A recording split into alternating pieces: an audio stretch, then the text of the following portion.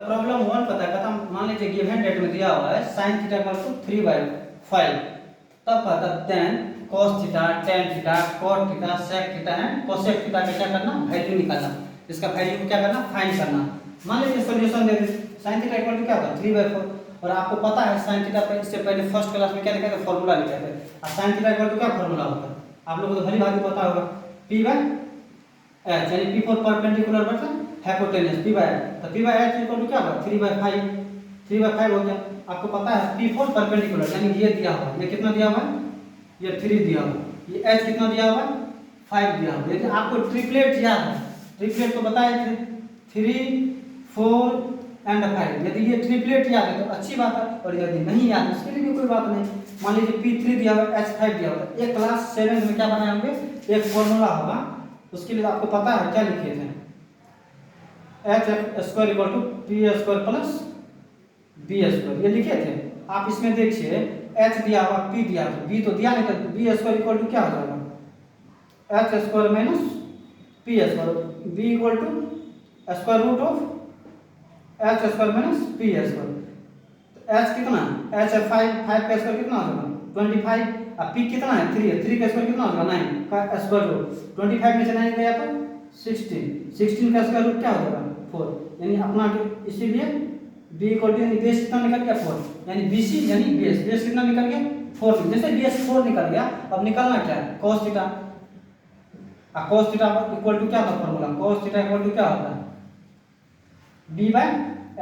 यानी b हो गया 4 h हो गया 5 ये हो गया। उसके बाद क्या दिया हुआ tan थीटा अब tan theta equal to formula तो आप लोगों को पता है p बाय क्या होता है b होता है p दिया हुआ 3 और b दिया हुआ 4 उसके बाद cot थीटा क्या होता है cot थीटा इक्वल टू क्या होता है b/p इससे पहले बताए थे b/p b कहने का मतलब 4/3 उसके बाद क्या लिखा sec थीटा अब sec थीटा इक्वल टू क्या होता है फार्मूला h/b h कितना दिया हुआ h5 और b कितना दिया हुआ 4 यानी क्या हो जाएगा 5/4 एंड लास्ट दिया हुआ cosec थीटा क्या होगा h/p h कितना दिया हुआ 5 b कितना दिया 3 यानी 5/3 ये हर एक साल क्लास 10 में था सीबीएसई को या बिहार बोर्ड का 2 मार्क का पूछता है बस ये क्या होना चाहिए या तो आपको ट्रिपलेट याद होना चाहिए या नहीं तो फार्मूला निकाल लेंगे ये फार्मूला क्लास 7 में तो बढ़िया से पढ़ेंगे